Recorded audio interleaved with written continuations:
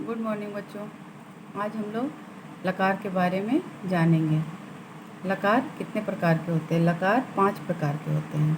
लट लकार वर्तमान काल, लिट लकार भविष्यत काल, लंग लकार भूतकाल, लोट लकार अनुज्ञा अर्थात आज्ञा देने या मांगने, आशीर्वाद देने, निवेदन आदि के लिए प्रयोग होता है लोट लकार का। विधिलिंग चाहिए के अर्थ में, जहाँ चाहिए हो सेंटेंस में वहाँ विधिलिंग का प्रयोग किया जाता है। पहले हम देखते हैं लट लकार। लट लकार मतलब वर्तमान काल। और वर्तमान काल किसे कहते हैं? जो क्रिया की जा रही हो उसे वर्तमान काल कहते हैं। अर्थात जो काम अभी हो रहा हो, जो काम चल रहा हो या अभी तुरंत हुआ हो, उसे वर्तमान काल कहते हैं। तो लट लकार में कैसे होता है? धातु में लट लकार की विभक्तियां जोड़कर वर्तमान काल की क्रियाएं बनाई जाती हैं। धातु किसे कहते हैं? जैसे पट, गच्छ, पा, ये सब हो गया हमारा धातु। तो धातु में हम विभक्ति लगा देंगे तो उसे हम वर्तमान काल, भूतकाल, भविष्य काल सब उसी से बनेगा। तो पहले हम देखते हैं कि लट लकार में कैसे बनता है। तो लट लकार में जैसे पट धातु हो गया, उसमें हम ती विभक्ति लगाए तो क्या हो गया? पठती। तो ये हमारा हो गया प्रथम पुरुष में। पट धातु में जब हम आमी विभक्ति लगा दिए तो क्या हो गया? पठामी। ये हो गया हमारा उत्तम पुरुष में। तो प्रथम पुरुष में देखेंगे एक वचन में क्या लग जाता है? ती लग जाता है एक वचन के लिए। जैसे यहाँ हुआ, यहाँ स क्या है? एक वचन है, श के साथ पट धातु में होगा स पठती, मतलब वह पढ़ता है। अगर यहाँ पर दो हो जाते तो क्या हो जाता? तो पठत। अगर बहुवचन हो जाता तो क्या हो जाता? ते पठंती। पहले भी हम लोग देखे हैं स मतलब एक, वह, तो वे दोनों, ते वे सब। तो स के साथ हो जाता ती, एक वचन है इसलिए। द्विवचन है तो क्या हो जाएगा? त, और बहुवचन है तो क्या हो जाएगा? अंति। अब मध्यम पुरुष में कैसे होगा? मध्यम पुरुष में सी लग जाएगा, एक वचन जहाँ रहेगा वहाँ सी। तो मध्यम पुरुष का कर्ता कौन कौन सा होता है? केवल त्वम, त्वम ही होता है। एक वचन के लिए त्वम का प्रयोग होता है और द्विवचन के लिए युवाम और बहुवचन के लिए यूयम। ऐसे हम यहाँ पर याद रखने के लिए कर दे रहे हैं। यहाँ हो गया, ये हो गया त्वम। त्वम के साथ बराबर सी लगेगा, युवाम, यूयम। त्वम मतलब तुम। तो मध्यम पुरुष में बराबर तीन ही शब्द होते हैं, तुम, तुम दोनों, तुम सब। एक वचन के लिए त्वम का होता है प्रयोग, द्विवचन के लिए युवाम का और बहुवचन के लिए यूयम का। तो त्वम के साथ बराबर सी लग जाएगा। तो जैसे पठ धातु में हम सी लगा देंगे तो क्या हो जाएगा? पठसी। पठ धातु में अगर हम थ लगा दिए तो क्या हो गया? पठथ। अगर यहाँ थ लगा दिए तो क्या हो गया? पठत। तो जब भी हो जाएगा, जैसे तुम पढ़ते हो, यहाँ पर था वह पढ़ता है तो सब पठती हुआ। यहाँ अगर हो जाता तुम पढ़ते हो तो क्या हो जाएगा? तुम पठसी। तुम दोनों पढ़ते हो तो युवाम पठथ, और तुम सब पढ़ते हो तो यूयम पठत।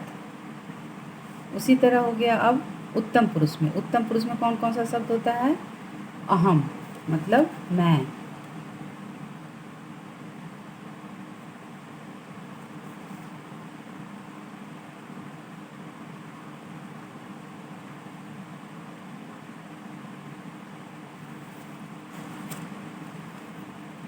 अहम, आवाम, वयम।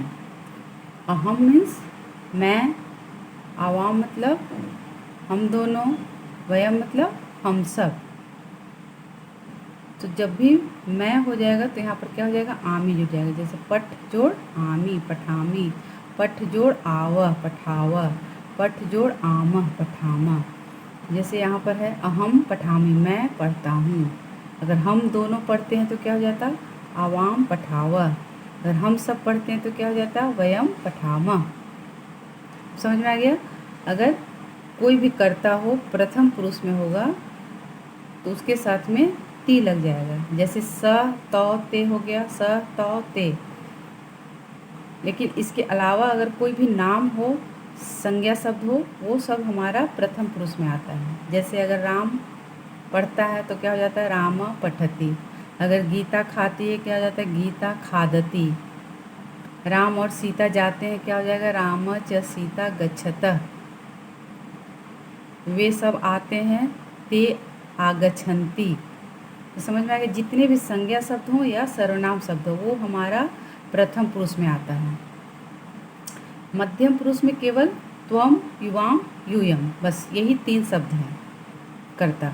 और उत्तम पुरुष में 3 ही करता है, अहम, आवाम, वयम। इसको अच्छे से ध्यान में रखना होगा। और त्वम के साथ बराबर लट लकार में सी लगेगा, द्विवचन में थ लग जाएगा और बहुवचन में थ लग जाएगा। उत्तम पुरुष में आमी, आव, आमा। जैसे पठ धातु के जगह अगर हम खाद धातु लेते, खाद का क्या हो जाएगा, खाद। जैसे खादती, खादत, खादंती, खादसी, खादथ, खादत, खादामी, खादाव, खादामा। क्रीड धातु ले लेंगे क्या हो जाएगा, क्रीडति, क्रीडत, क्रीडंती, क्रीडसी, क्रीडथ, क्रीडत, क्रीडामी, क्रीडाव, क्रीडाम। इसी तरह सेंटेंस बनाना होगा, अनुवाद करना होगा। आगे हम लोग देखते हैं।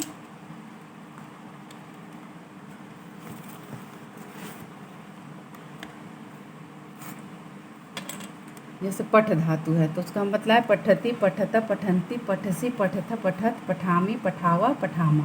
इसी तरह भू धातु का क्या हो जाता है, भौ से चलता है। जैसे यहाँ पठ था तो पठ से ही चला, लेकिन भू धातु का हमारा चेंज हो जाता है, भौ। दृश्य का हो जाता है पस से, पा का हो जाता है पीप से, गै का गाय, गम का गच्छ, स्था का तिष्ठ। और भी कुछ ऐसे शब्द हैं जो बदल जाते हैं। तो जैसे भू धातु रहेगा तो हमारा कैसे बन जाएगा, भवती, भवता, भवंती, भवसी, भवथा, भवत, भवामी, भवावा, भवामा। उसी तरह अगर पा धातु रहेगा तो कैसे हो जाएगा, पिबती, पिबत, पिबंती, पिबसी, पिबथ, पिबत, पिबामी, पिबावा, पिबामा।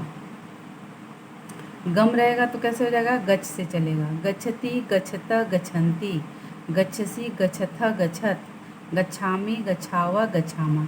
ये सब हमारा लट लकार में बतला रहे हैं। आगे समझ में। अब आगे बढ़ते हैं, लिट लकार। लिट लकार हो गया हमारा भविष्यत काल। भविष्यत काल किसे कहते हैं, जो काम होने वाला है, जो अभी हुआ नहीं है वो होने वाला है, उसे हम भविष्यत काल कहते हैं। तो भविष्यत काल में पुरुष एवं वचन के अनुसार क्रियाओं के रूप बदलते हैं। जैसे हम लट लकार में देखें वर्तमान काल में, उसी तरह भविष्यत काल में भी पुरुष एवं वचन के अनुसार क्रियाओं के रूप बदलते हैं। लट लकार के धातुओं में धातु और विभक्ति के बीच में स्य अथवा इससे जोड़कर लिट लकार के धातु रूप बनते हैं। लट और लंग लकारों में कुछ धातुओं को परिवर्तित रूप प्रयोग किया जाता है। जैसे पा का क्या हो जाता है, पिब, गम का क्या हो जाता है, गच्छ, स्था का क्या हो जाता है, तिष्ठ। भविष्यत काल में हमारा पा धातु है तो वो कैसे चलता है, पा से ही चलेगा। जैसे हम वर्तमान काल और लंग लकार में हम लोग पिब से शुरू करते हैं, गम का हम लोग गच्छ में गच्छ से करते हैं, जैसे गच्छति, गच्छता, गच्छन्ति।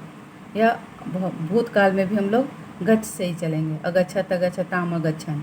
लेकिन भविष्यत काल में ये जो धातु का रूप है इसी से चलेगा। जैसे पा है तो यहाँ पर क्या बोला गया कि स्य या इससे जोड़ करके भविष्यत काल बनाते हैं। जैसे पा है इसमें स्य जोड़ेंगे तो क्या हो जाएगा, पास्यति। यहाँ भी वर्तमान काल की ही तरह चलेगा, ती, त, अंति, सी, थ, थ, आमी, आवह, आमा। लेकिन इसमें स्य जोड़ना होगा, स्य बीच में जोड़ना होगा, स्य या इससे। तो जैसे पा हो गया तो क्या हो गया, पाश्यति। गम है तो क्या हो जाएगा, गमिष्यति, गमिष्यति। स्था है तो स्थास्यति। जैसे हम यहाँ पर लेट लगा के इन धातुओं का रूप परिवर्तन, इन सब का परिवर्तन नहीं होता है भविष्यत काल में। जैसे पठ धातु में इस से लगाया गया है, कैसे, पठिष्यति, पठिष्यत, पठिष्यन्ति, पठिष्यसि, पठिष्यथ, पठिष्यत, पठिष्यामि, पठिष्यावः, पठिष्यामः।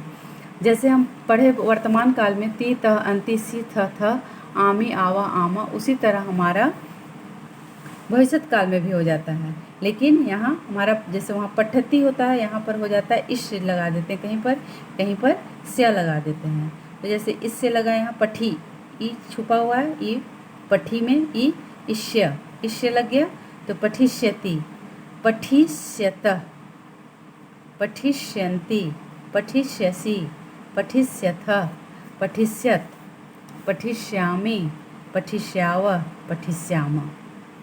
इश्य बीच में लग गया है पठ, पठ का पठी ई हो गया, इश्य लग गया।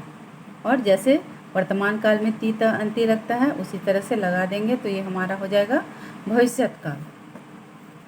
अब जैसे पा धातु का कैसे चलेगा, इसमें यहाँ हम इश्य लगाए थे, यहाँ पर लग जाएगा हमारा श।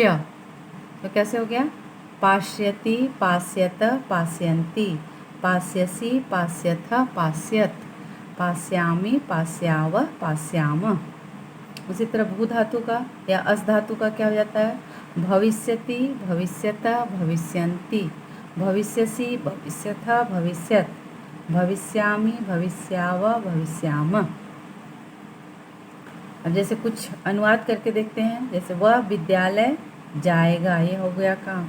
इससे हम पहचानेंगे कौन सा काल है। ये हो गया हमारा भविष्यत काल, क्योंकि वह विद्यालय जाएगा, वह गया नहीं है न जा रहा है, वह जाएगा, इसका मतलब यह भविष्यत काल है।